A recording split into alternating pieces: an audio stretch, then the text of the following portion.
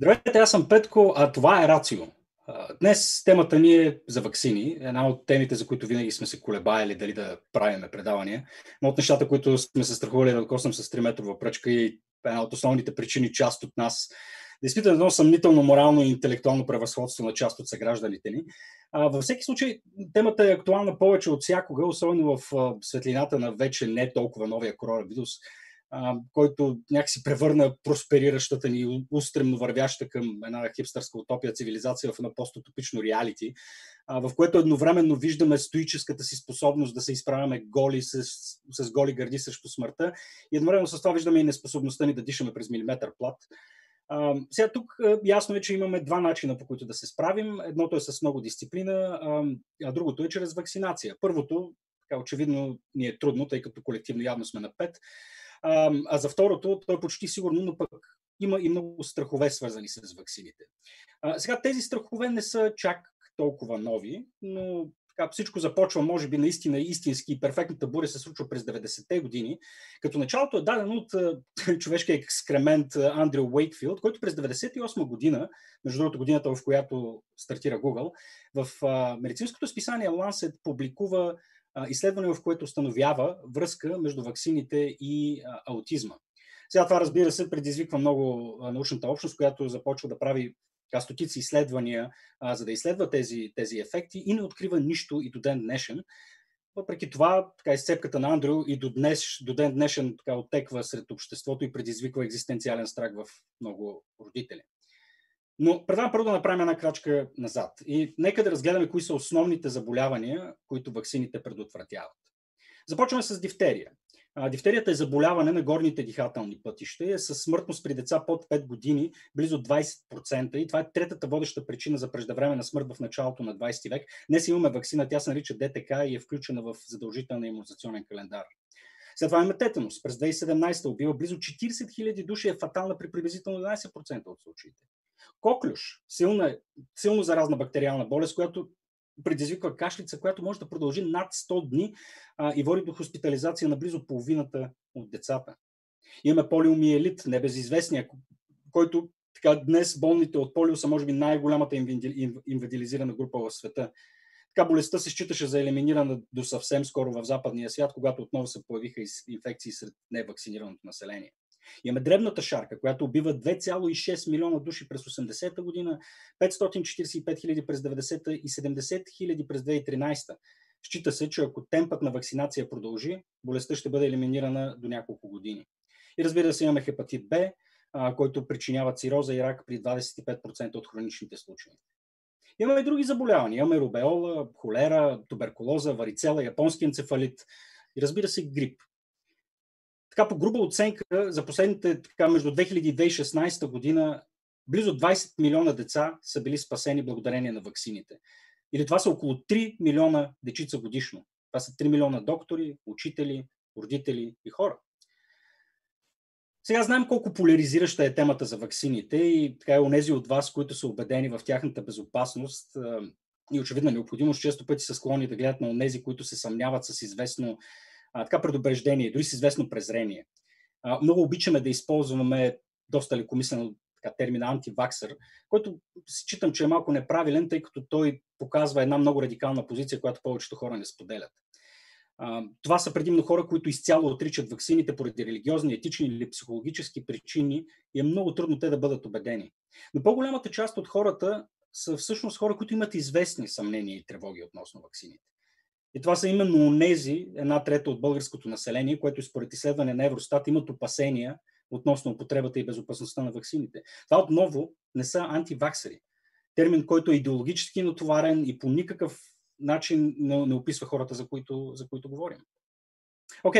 Нека сега да видим пък кои са основните причини, поради които хората се съмняват в ваксините.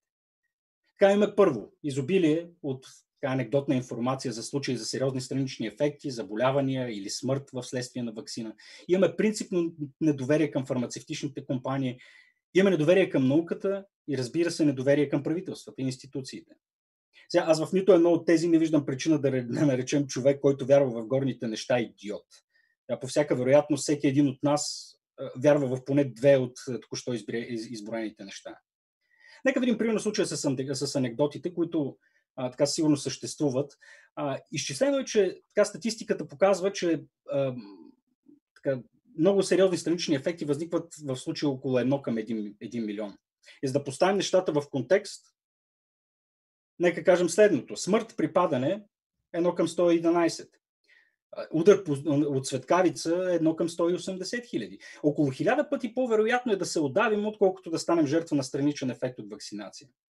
И въпреки това не бива да подценяваме страховете на хората, тъй като те по принцип не обичат, и аз като родител мога да го кажа, не обичат да играят хазарт с здравето на децата си. И макар и науката да ясно да установила липсата на всякаква връзка между аутизма и ваксините и да е показана ясно колко ниска е статистическата вероятност за страничен ефект, нека не забравяме, че обикновено и ние и всички останали хора черпим информация предимно от най-близките си, от там, където сме добре приети, и там, където биваме ухажвани и разбрани. И нека не забравяме, че лекарите не разполагат с необходимия ресурс, обучение и бога ми време, за да създадат подходяща среда, в която да изградят това доверие. Що се отнася пък до недоверието в фармацевтичните компании, науката и правителствата, виж, че трябва да признаем, че това е все пак някаква здравословна форма на скептицизъм, която все пак се базира по някакъв начин в историята, но бива интерпретирана от културата, която ние изграждаме. И преди да сме изкушени да се впуснем в разсъждения относно моралните и интелектуални качества на уплашени майки, може би е по-редно да се фокусираме върху това да изграждаме по-ефективни институции и да търсим отговорност от тези, които уронват репутацията на науката, така често пъти прибързвайки или действайки неморално или безотговорно. Темата за ваксините е нещо, което трябва не да ни разединява, да ни обединява.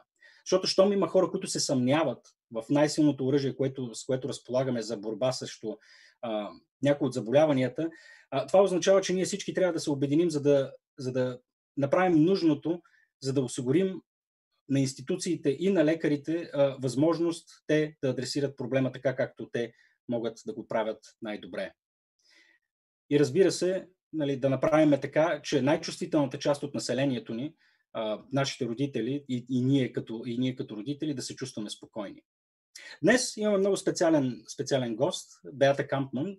Тя е от Лондонския институт по тропическа медицина и ръководи един много интересен проект, една социална мрежа от учени по цял свят, които са фокусирани върху изследванията на вакциниране на бременни жени и новородени деца.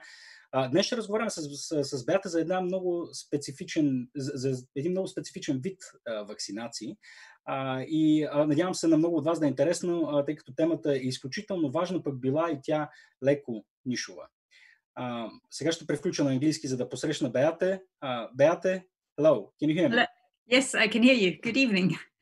Good evening, Beate. How are you feeling?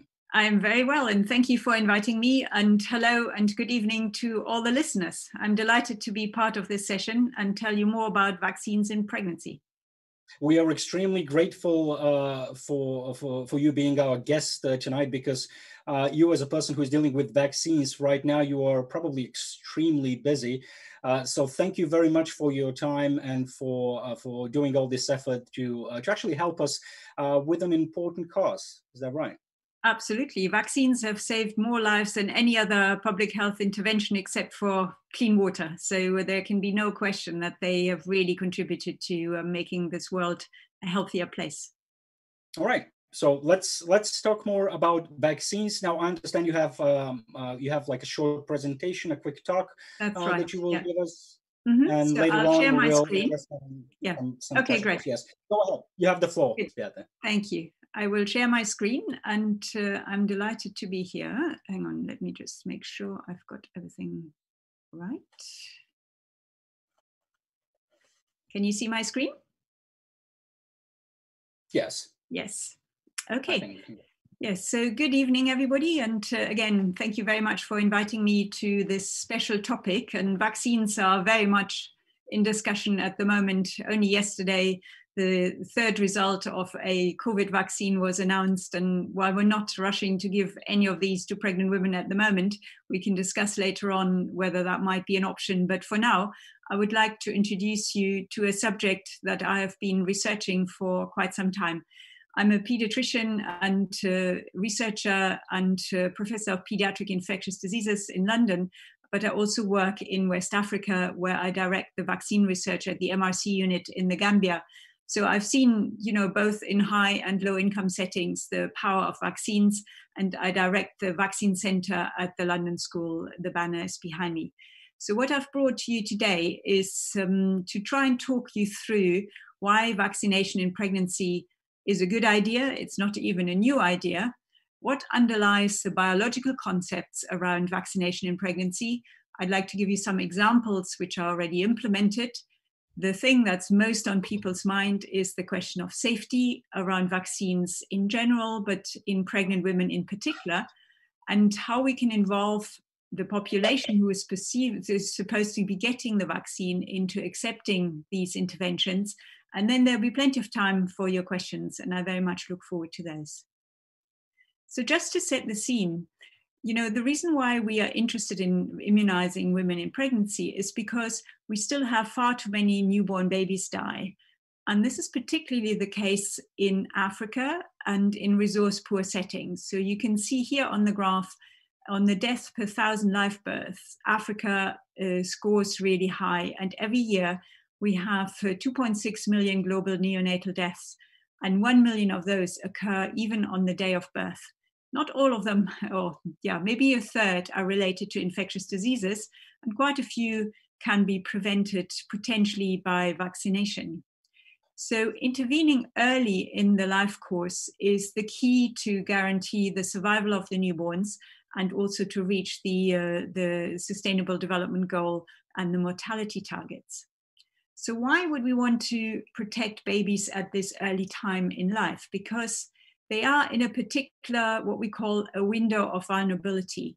And if you think of your own children, and I'm sure there are many parents on this forum, they really start getting their vaccines from 8 weeks or maybe 6 weeks onwards up till then, the life course of vaccines. And some babies get hepatitis B or BCG or oral poliovirus. And this is a schedule that we have in Africa and in some European countries. Not all countries use the BCG. But there is this big gap here between birth and the first 6 to 8 weeks of life. And in that gap, we see age-specific patterns of infections. And you can tell that there are newborn babies who get really fulminant infections, and they have higher rates of also chronic infections. And when they are between 1 and 12 months, which is this window we've just talked about, we see some viral infections against which we can vaccinate, and potentially also pertussis, meningitis, etc. So it's in this space we have most of the vaccines. Now, why is this the case? So when the baby is born, the immune system is regulated in a different way to the immune system of older children or adults. And it's because in utero, so in the womb, the baby isn't exposed to pathogens like bacteria and viruses on a regular basis. And when the baby is born, all of those influences come to the baby's body, including all of the bacteria that are colonizing the gut. So if the baby's immune system was super active against all of those pathogens, we probably would see a lot of very, very irritable newborns. And it is because the immune system is regulated in a way not to overreact against this transition from being inside the womb to the outside world, that the immune system is regulated in a different way. And that also refers to the immunity that is necessary to fight off infections. And here's a cartoon without going into too much detail, but one of the key immune cells for fighting infections are T cells, and they come in various groups, but their defenses and their strength of response is downregulated in newborn babies, as you can see here. And they have a lot of regulatory T cells, and therefore the immune response to pathogens isn't quite as aggressive or vigorous.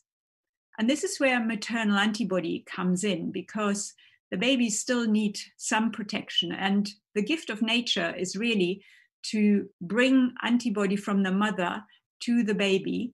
And in the first few months of life, even already in utero, those antibodies help fend off any invading pathogens. And as the baby gets older, the antibodies from the mother are only alone, and they kind of last for about 3 months. If you breastfeed, they last a bit longer. And then the baby's immune system matures, also with the vaccines that we're giving, and it can tolerate the commensal bacteria much better. And also it can start having its own defenses against pathogens. And anyone who's really interested in learning much more about this, we have published sort of the evolution of the newborn immune system in quite some detail. So if we have maternal antibodies, then we can have immunity during the first encounters with these pathogens. There are other ways to also intervene or impact on the developing immune system, for example, through probiotics or giving vaccines to the newborn and infants, breastfeeding, of course. And today I want to talk about maternal immunization, which is a way to enhance the defenses of the newborn baby against various pathogens. So the maternal antibodies, they provide immunity to pathogens, but they also regulate the immune response of the baby. And the only type of antibody that comes through the placenta is actually immunoglobulin G. In the breast milk, we have a lot of immunoglobulin type A, and that is particularly good for immunity that's created at the mucosal surfaces, so the mouth, the airway, and the gut. Whilst the IgG comes through the placenta, and it's primarily in the system of the baby, in the blood system.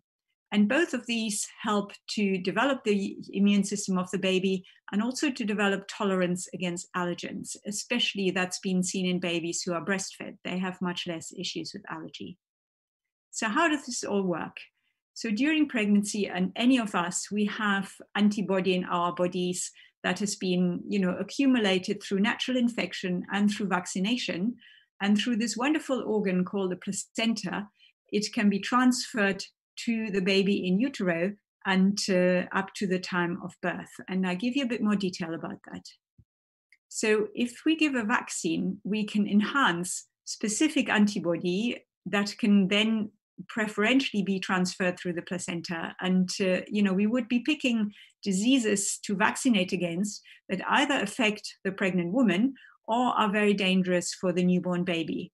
So for the pregnant woman, for example, flu vaccine is recommended because flu in pregnancy can be a very serious disease, whilst to protect the baby, tetanus and whooping cough vaccines are recommended because they primarily protect the baby indirectly through the antibody coming from the mom. So how does the antibody get there? The placenta is really an amazing organ. And if you think about it as if it was cut through in very, very thin slices, what you would be seeing under the microscope is where the baby's and the mother's blood systems come together and they kind of mix, but they still all have their own circulation. And that is really important because otherwise the baby could not be tolerated in the womb. So this is the maternal side of the placenta, and this is the fetal side. And you can see these sort of tree-like structures here, which give big surface to exchange of oxygen, but also immunoglobulin and other substances that come from the mother, nutrition to the baby. And if we cut that even further, we can see that there are particular receptors for the immunoglobulins. And these receptors they are called the fetal neonatal receptors. And they were first discovered in mice. And in mice, this doesn't happen through the placenta, it happens through the gut. So in mice, the immunoglobulin, which is the antibody, comes through the gut to the blood system of the young mice. And in people, it comes through maternal blood. And there's a structure here called the syncytial trophoblast, which forms these endosomes with the fetal neonatal receptor, immunoglobulin receptor, which gets used as a vehicle to get the immunoglobulin from the maternal side to the fetal circulation. And that is a really fantastic way of getting immunoglobulin across the placenta. And that only works for certain types of immunoglobulins because the immunoglobulin has to have a specific size, and that is specific for immunoglobulin G. So what happens then if you have low antibody from the mother, if you have, let's say the antibody level of protection is this blue line here, and you have very low antibody from the mother, and it will decline in the baby, you can see by the time the baby has mounted its own immune response, there is a gap here. And if you, by vaccination, increase the level of protection in the mother's blood, and this is demonstrated on the next graph here, you close that gap, because by the time this immunoglobulin has declined, the baby is already come up, which is its own response to vaccination. So that is the basic principle that underlies the idea of giving vaccines in pregnancy. It's not a new idea, and this is a very complicated graph in a sense, but it shows all the various attempts that have been made to administer vaccines in pregnancy, and there are some important milestones here. So since the 1930s and 40s, people started to immunize women against tetanus because, first of all, tetanus is an almost lethal disease for the person who contracts it, but there were lots and lots of cases of tetanus in newborn babies, especially in resource-poor settings where babies are often born on the floor. Later on, it was also recognized that flu vaccine would be very protective for women not to get ill during the pregnancy, because if you get ill with flu in pregnancy, this can have quite some consequences for you, but also for the baby. And usually the babies are born smaller, and some women die in pregnancy if they have flu in pregnancy. That's why the WHO recommended the flu vaccine for the last almost 10 years now. And then in the UK, in around 2012, we had a big outbreak of whooping cough. And I think the Bulgarian word is coqueluche. It's a bit like the French word. So that's when we introduced the whooping cough vaccine. And I'll tell you a little bit more about these programs. So just to show that there's a long history of progress in the line of maternal immunization. So the vaccines that are generally recommended for pregnant women are tetanus, influenza, which is flu, and pertussis. Tetanus is probably not recommended in Bulgaria, but it is very much recommended in low-income countries. And it is one of the vaccines that is really routinely given in the antenatal clinics in Africa, which is where I also work. Flu vaccine and pertussis is a bit more country-specific. Flu vaccine is pretty much universally recommended now in the Northern Hemisphere, not so universally in the Southern Hemisphere. And the pertussis vaccine is recommended in countries where we have changed from a preparation of pertussis vaccine, which used to be whole cell pertussis vaccine, to the acellular vaccine, because we've seen more cases of pertussis in babies. Here on the left are a number of vaccines that are also used in pregnancy sometimes, but they're not routine. And yellow fever, for example, unless the woman is a traveler, one would not recommend any live vaccines, for example, yellow fever or rabies during pregnancy. So they are only recommended in very specific situations. So I want to dwell really on the ones that are routinely recommended here today. So this is just an example how vaccination in pregnancy can almost eradicate a disease. And this is, the disease here is called neonatal tetanus, and it's almost always fatal in newborn babies. It is caused by the spores of tetanus, and it can be transmitted through the placenta, through the wound care of the umbilicus usually.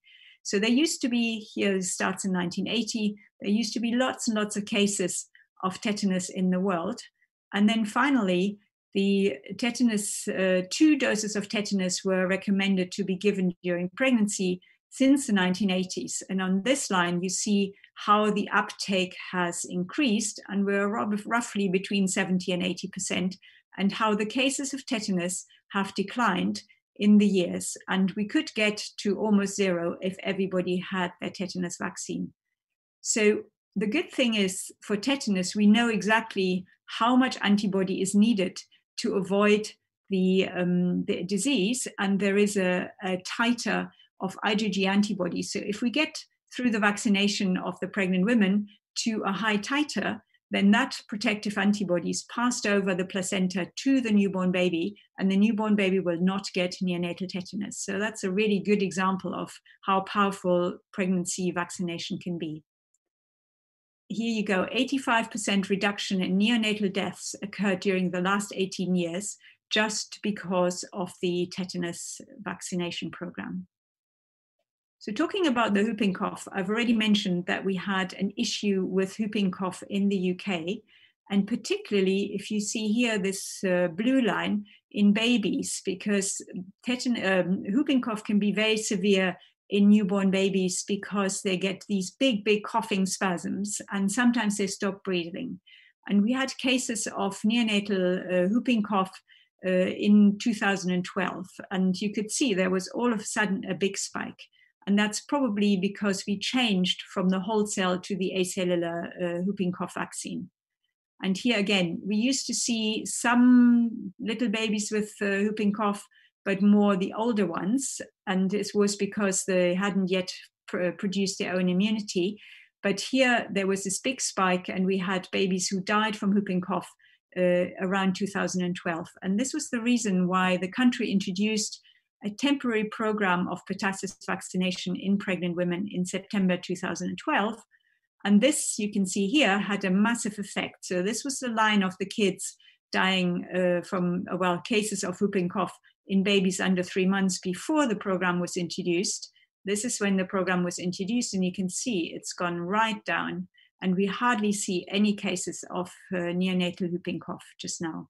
So that's been a very important program that we still have now in the UK.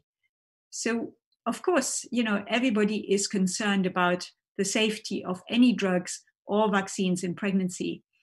And when we are thinking about safety, we really need to think about what aspects of safety we are talking about. Because on one end, we're talking about the outcome of the mother, which can be, could she have a local reaction to the vaccine? Could she have an allergic reaction? Could she have some very rare side effects from a vaccine? What about the pregnancy outcome? Can we be certain that these vaccines don't lead to more abortions, stillbirth, or pregnancy complications such as high blood pressure or bleeding, etc.? Then you need to worry about the baby. Is there a chance of the vaccine leading to preterm birth, or small for gestational age babies, or low birth weight? And later on, are there any associations with birth defects, complications of the newborn baby? Do they need to be more admitted to hospital, etc.?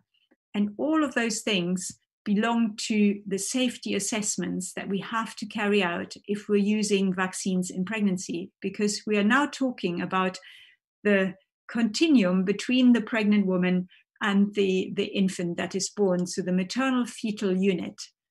And that's a most important aspect of assessing whether vaccines in pregnancy are safe, and also how we define all of these things.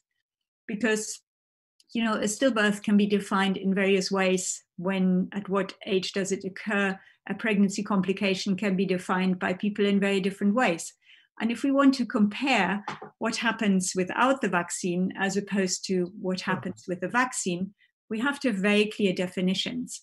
And an international group called Gaia has worked out those definitions, which means if we're talking about a local reaction in the mother in Bulgaria, it will be exactly the same as a local reaction to a vaccine defined by a woman who got vaccinated in India. Or if we're talking about a preterm baby born in Switzerland, it'll be the same definition that is used for that baby as opposed to a baby born in the Gambia, for example.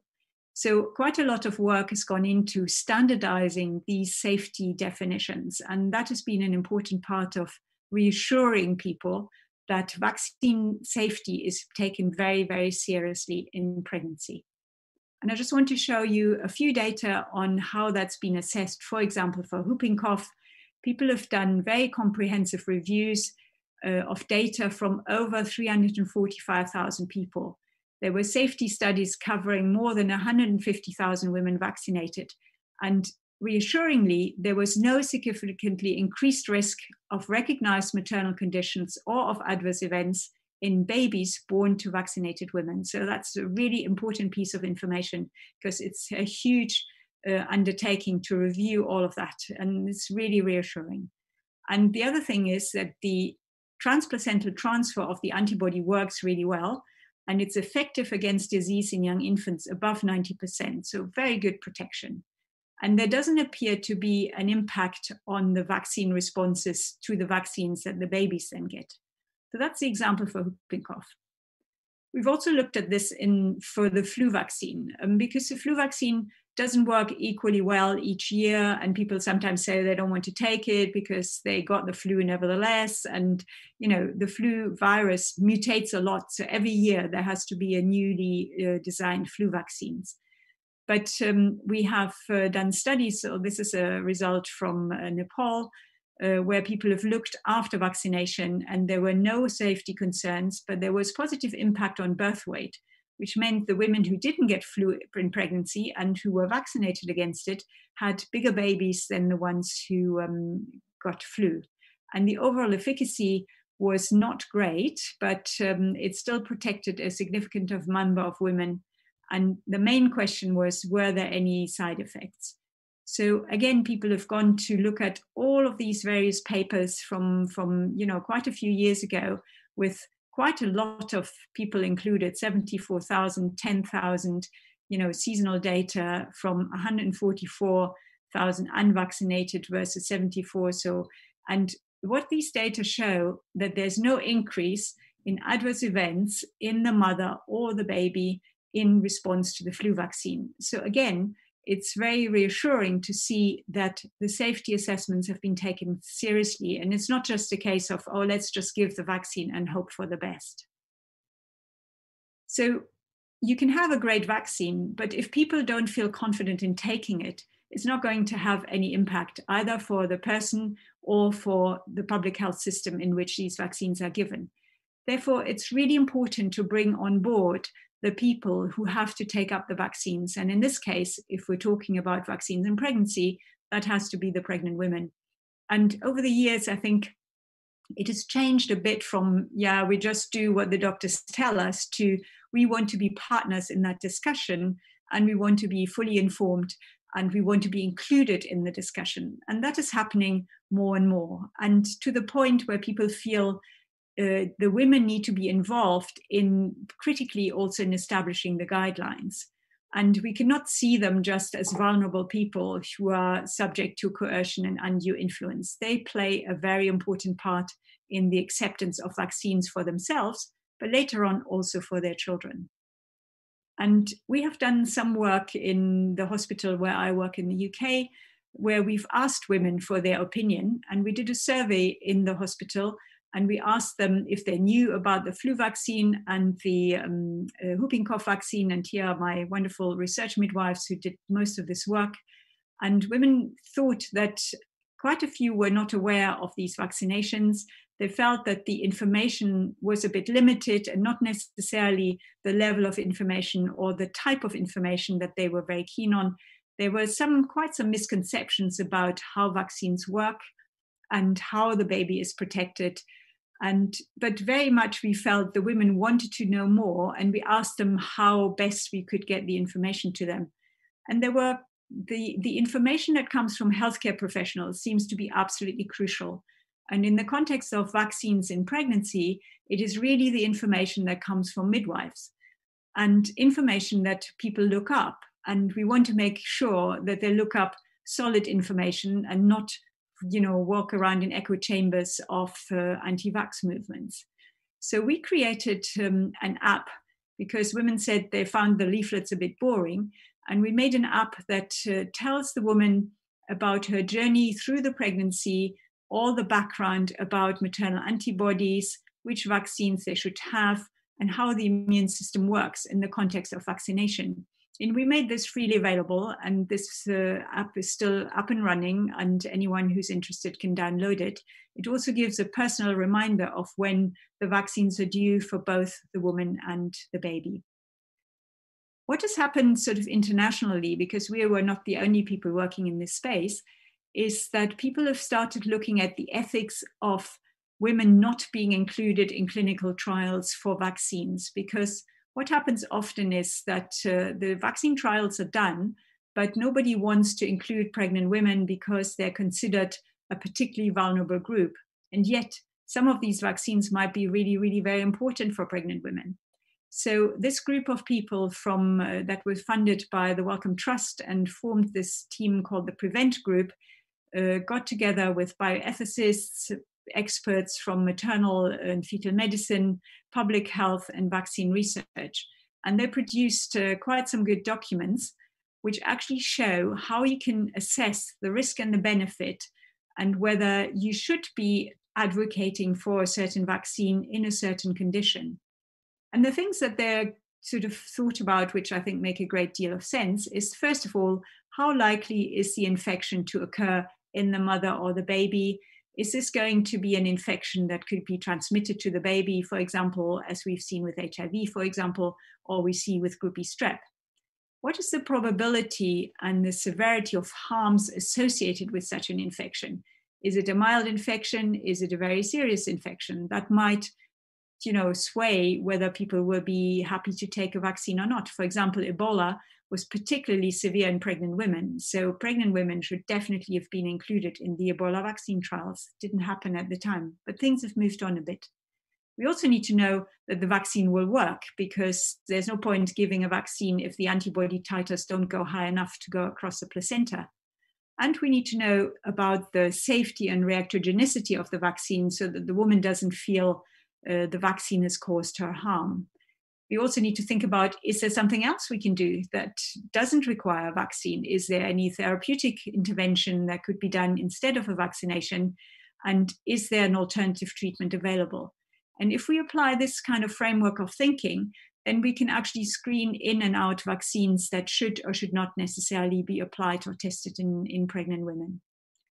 So I think this has all got a lot more interesting in the context of the current pandemic as well. We've learned an awful lot around the Ebola pandemic, for example, when pregnant women, as I already alluded to, were particularly severely affected and suffered either loss of life or loss of their pregnancies.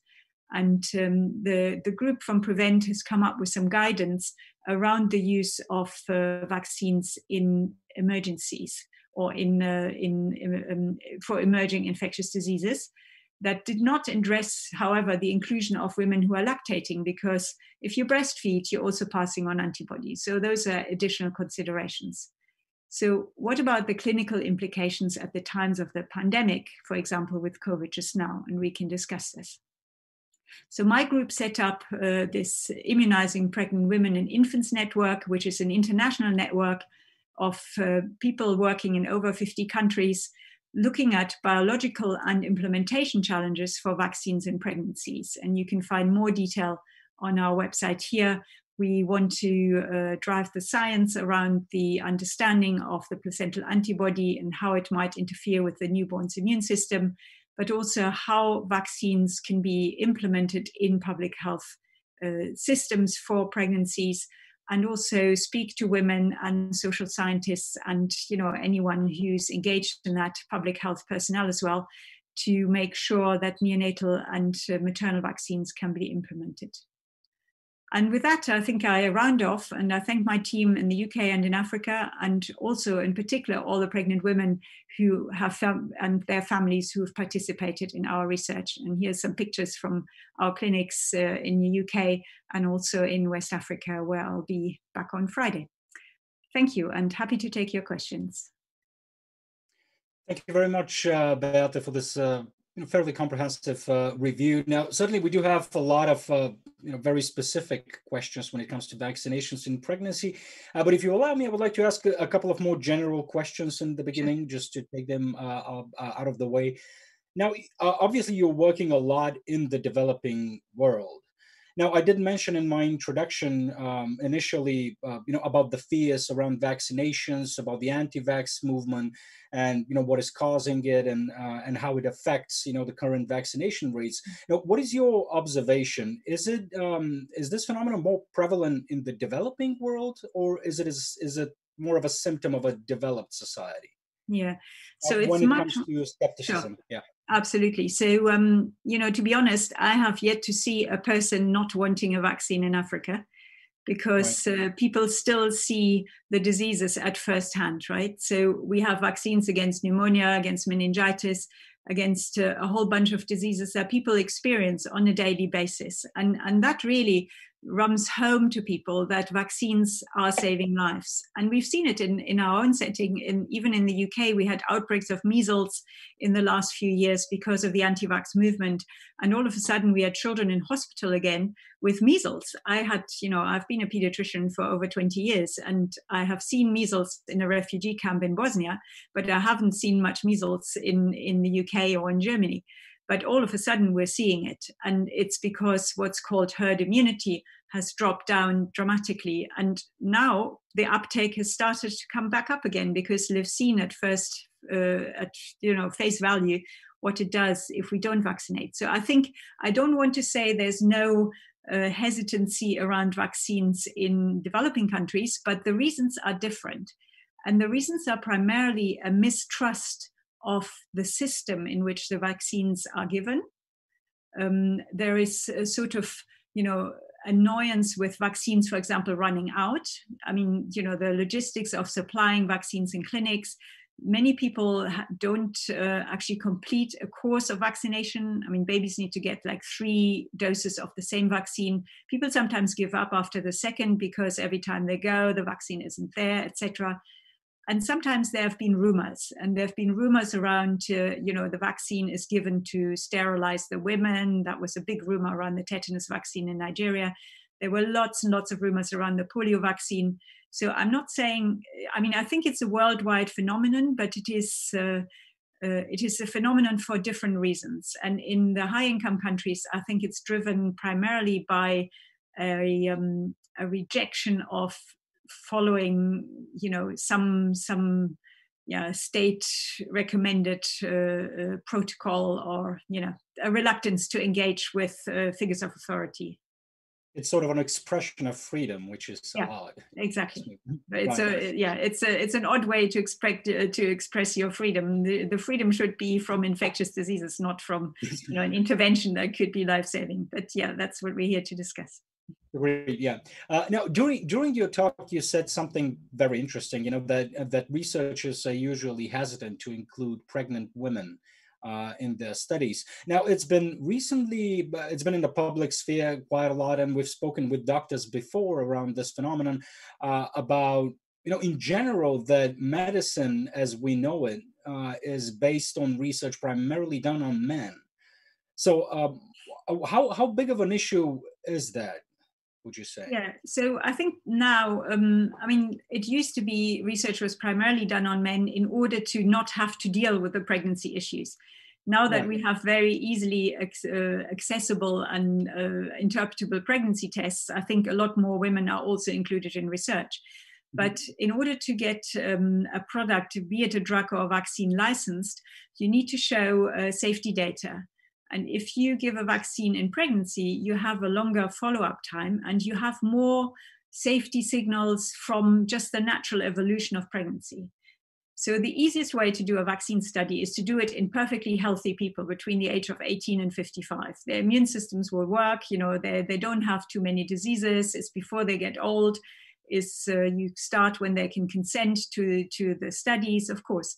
But if we want to test vaccines in children, for example, we already have an issue that we have to have data that they're also safe in children. So you start off with a study in adults, and then you do what's called an age de-escalation study. So you go lower and lower with your age range until finally you've arrived at the level where this is actually a vaccine for children. So you need to have that covered in your safety database.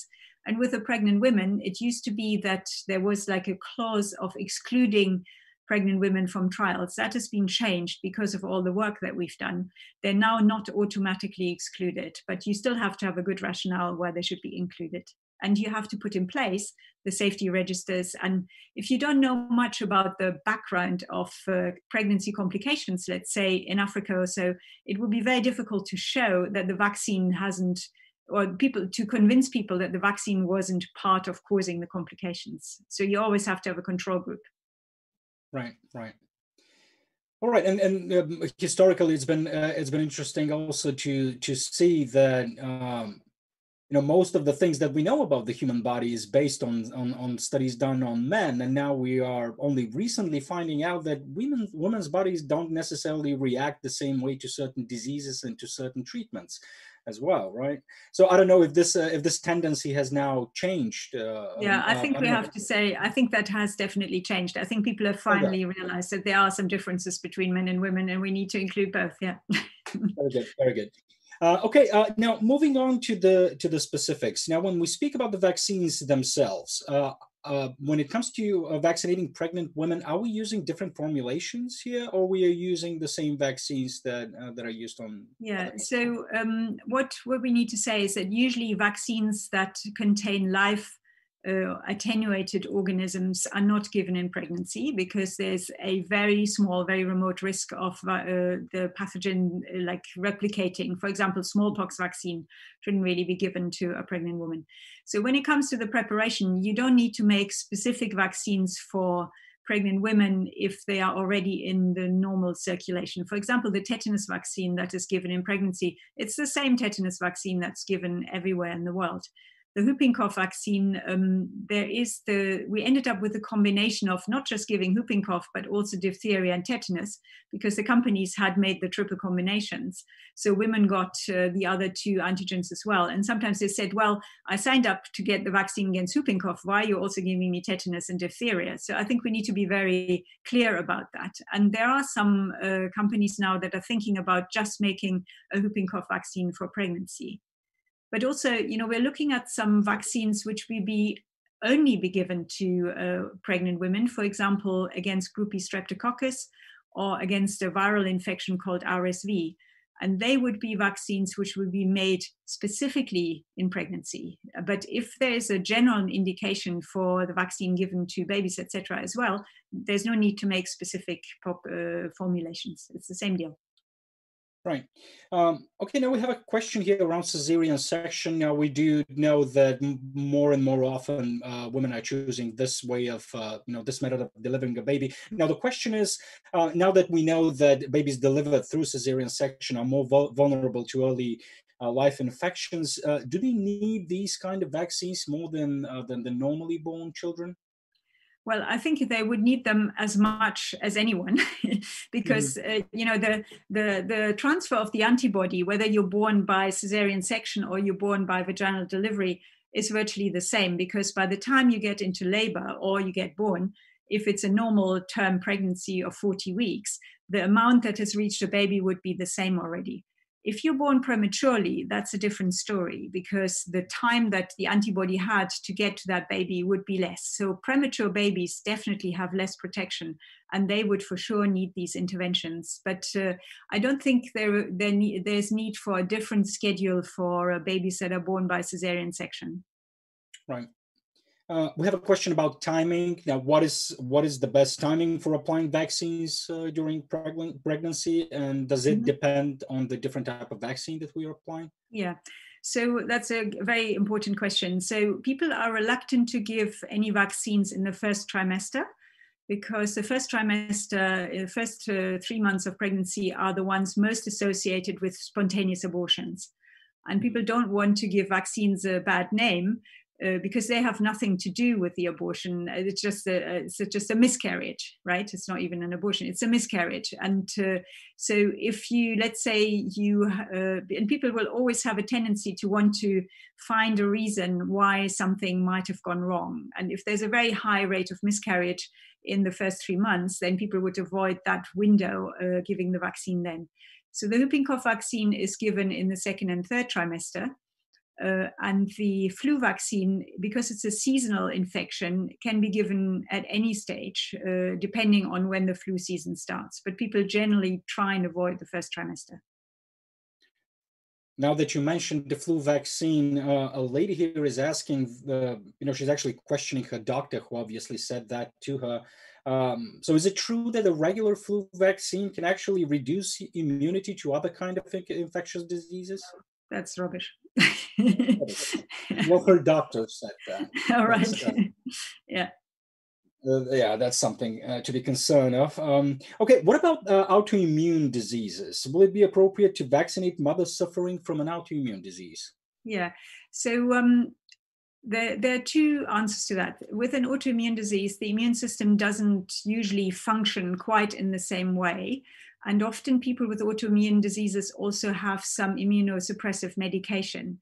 So if we're thinking about diseases like lupus or some, particular renal diseases, or, the reason why people might be on steroids, for example, their response to the vaccine might not be as good, and they wouldn't be offered live vaccines. So a bit like in pregnancy, you wouldn't be offered a live vaccine, but you would be offered every other vaccine. The chances are it might not work quite as well, but it certainly wouldn't give you any side effects that you would be specific because you had an autoimmune disease. Right. Okay. Why are some vaccines working early after labor, like hepatitis B, given here's an example, and others don't and need to be delayed?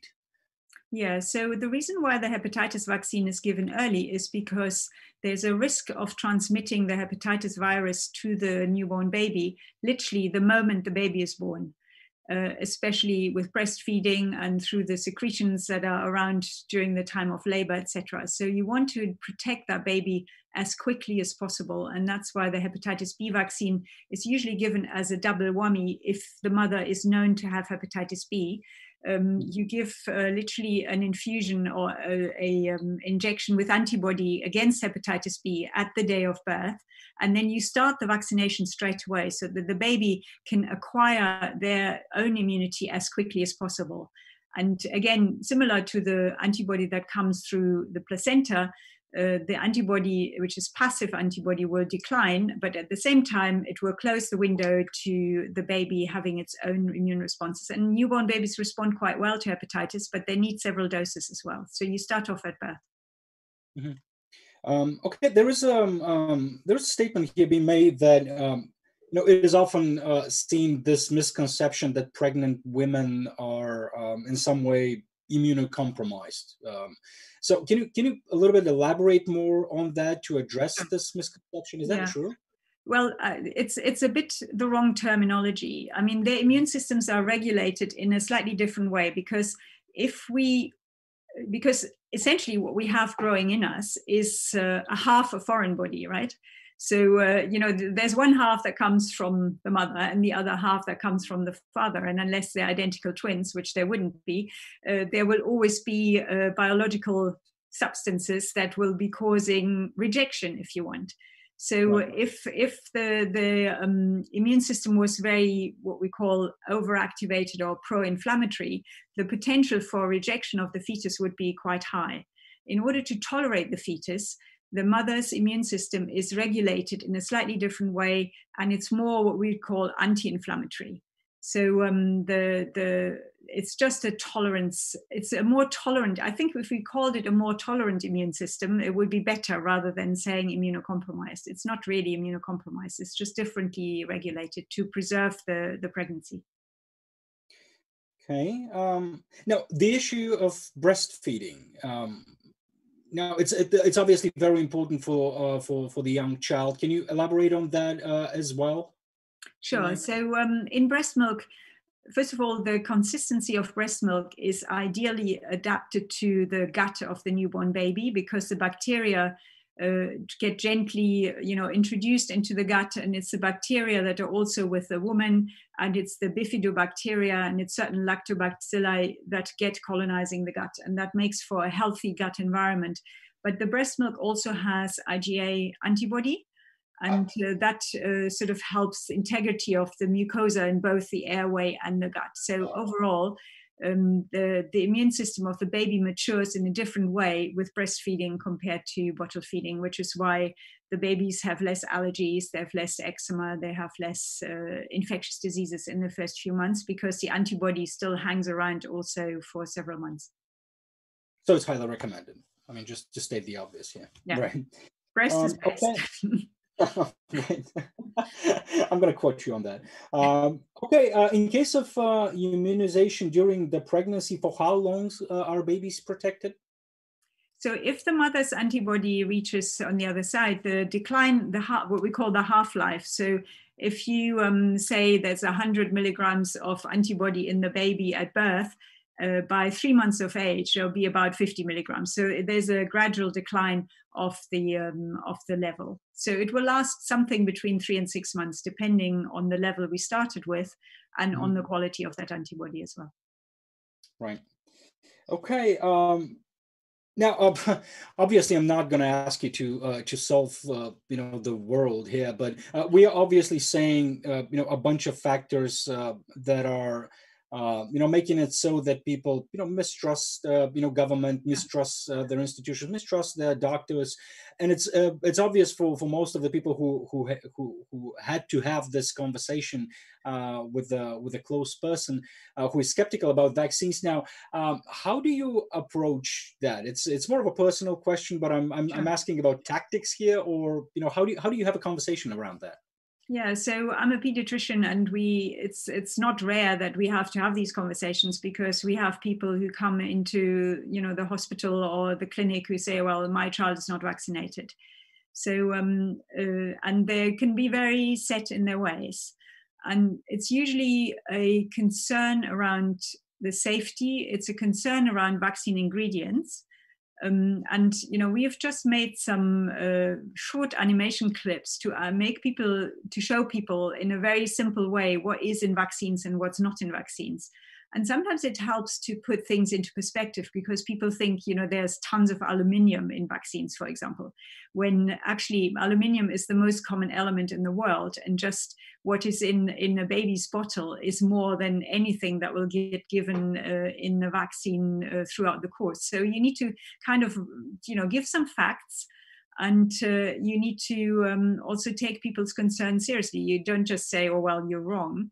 You have to try and figure out where that belief comes from. And then, you can also appeal to people for that they're taking decisions around the vaccines, not just for themselves, but also for the people around them. And usually that works best if you start off with the family, because people are more altruistic towards their family than the rest of the world usually. Depends, but So if you say, by protecting yourself, you're also protecting the people around you. And it's that whole idea of the vaccine. If you don't get the disease, you can't pass it on. And it's not just a decision for yourself. It's a decision that you take for your family. And for example, if you don't take the flu vaccine and you get the flu, you might pass it on to your granddad, and that person might die, right? I mean, we're going through this at the moment with infection control for COVID, right? We're making these decisions to protect ourselves, but also the people around us. So those are the two first things that I would go to. And if someone has decided not to vaccinate and their child has come to harm, that's not the moment I say, if you only had vaccinated your child, it wouldn't be in my hospital now with measles. That's not the time. You got to get over the stress and that situation, and then you can ask people to maybe reconsider it for their other family, etc. So you need to be a bit sensitive. Yes. Well, in case we are not convincing enough, there comes the question, that is very much discussed in our society as well, whether vaccination should be mandatory. Now, obviously you represent yourself here, but you also represent an institution. So I don't want to put you on the spot here, but I just want to probe, your opinion on. Yeah, of course. So, this was quite a hot topic when we had the measles epidemic all across Europe. And some countries, for example, Italy or France, went the way of making the vaccination mandatory. In the UK, we didn't do that. And I would prefer if we didn't put ourselves in a situation where we have to make it mandatory, because I think the success of vaccination should speak for itself. And I worry that by making it mandatory, we actually feed into the anti-vax, anti-trust, anti-authority kind of theme. And on the other hand, if you have a major public health crisis on your hands, then as they had in Italy, for example, they had many, many children who were coming down with measles. Romania was another place. Sometimes you have to take a decision as a public health system, and you say, okay, a child that is not vaccinated cannot come to school. For example, we lived in the US for a year, and my son needed to show that he had been vaccinated against measles in order to get entry to school. So it's again this decision that you make for highly infectious diseases. You really have to make that decision, not just for yourself, but for your environment as well. And, countries have policies. And I think if things get out of hand, then it depends on the diseases a little bit as well, because not all diseases need vaccination rates of 95%. Measles is the example where it is necessary. But if you have a disease that, let's say diphtheria, that needs vaccination rates of, let's say, 80% or so, then if there are some people who don't want to take the vaccine, well, we can live with that, right? As long as it's not getting out of hand. And I'd rather than not make it mandatory for everybody else. So I think it's a question of providing information, but also making people see the consequences. And, the fact that there are children dying, and the media can help quite a lot in that. It's important to also give the good news about vaccines, not if somebody had a sore arm after the HPV vaccine, right? Right. But I don't know about you. I'm starting to feel a little hopeless here, because when you speak about having people think about the other people and their close ones, it's odd. But in the context of COVID, I don't really see that, at least here. People seem even more withdrawn, and you can definitely see this attitude that you just described. This huge misbalance between enormous amounts of misinformation together with mistrust in authority. And I think governments are really facing a difficult question here, whether they should sort of press the button. Sure. Yeah. Or they should do the more difficult job of informing the public. I think they we're in a situation where we have to prepare the public for the availability of a vaccine against a disease that has really restricted everything we love to do, travel, going out to restaurants, seeing friends, having parties, whatever. It's just not possible right now. And the risk-benefit ratio is something that people need to understand for themselves as well. And sometimes, you will end up in a situation where people have to say, okay, if you're not vaccinated, then you can't engage in this and that activity, provided you have shown that that vaccine is safe. I think people have to make choices. Sometimes they are painful. Yeah. Are you feeling optimistic? Now, we recently heard about 2 new vaccines that show promising results. Yeah. So. No, I do feel optimistic. I feel the data are a bit premature because they're from press releases from companies, but certainly it's beyond our expectations what's been shown there, like over 90% efficacy. There are small sample sizes, but I think to come out with something more than 50, 60, 70% is pretty impressive.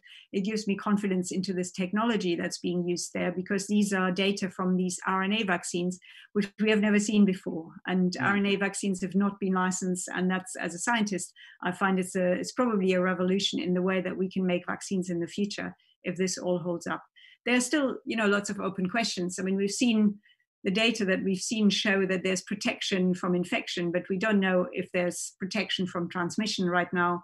We don't know if there's protection against severe disease, although some data indicate that, and we don't know how long the protection lasts. So there are 3 very important questions we still have to answer. But the fact that we can protect against infection, at least from the data we've seen, is already a major milestone. So I feel a lot more optimistic, although I don't feel optimistic when people say, oh, by Christmas this will all be over, because the logistics of making that sort of level of vaccines available on a broad scale are not trivial.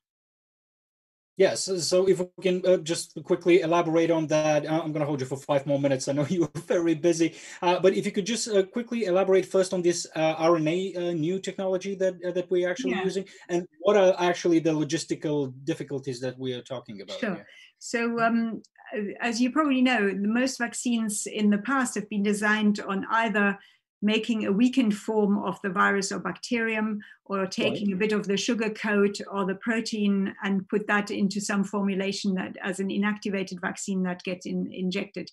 Now here, we're having literally the operating manual for making those things ourselves in our own body. So we have like an instruction manual in form of the RNA, which is the genetic code for the spike protein, which is the major target of the immune system against COVID. And by injecting the construction manual into the cells, we get our own cells to make a modified version of the spike protein of the coronavirus. And then our immune system sees that as the hostile thing and makes the antibody and the T-cell immunity. And therefore, we've kind of almost generated our own vaccine. So that's really cool.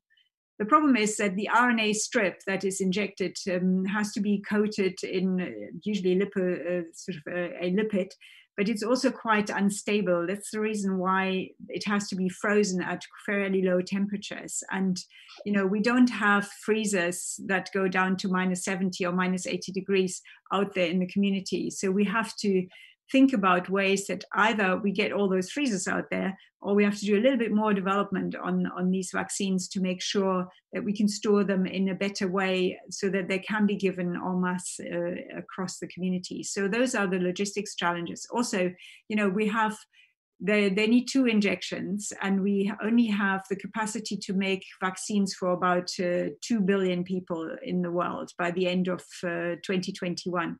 So that's 1 billion people potentially can get a vaccine. Now, what's the world's population? It's quite a bit more. So we're going to have to ration it some way. And we need to kind of think about the way how we best use this vaccine. And I think initially the vaccines need to be used for people who are most likely to get very sick with COVID, and people who work in the healthcare sector, because we need to make sure that they protect themselves not getting ill so they can still work, but also they don't pass on any infection in their environment to vulnerable other people. So I think those are the target groups just now. And then, as we get more product and more safety data, etc., we can downscale to other layers of society as well, including possibly pregnant women.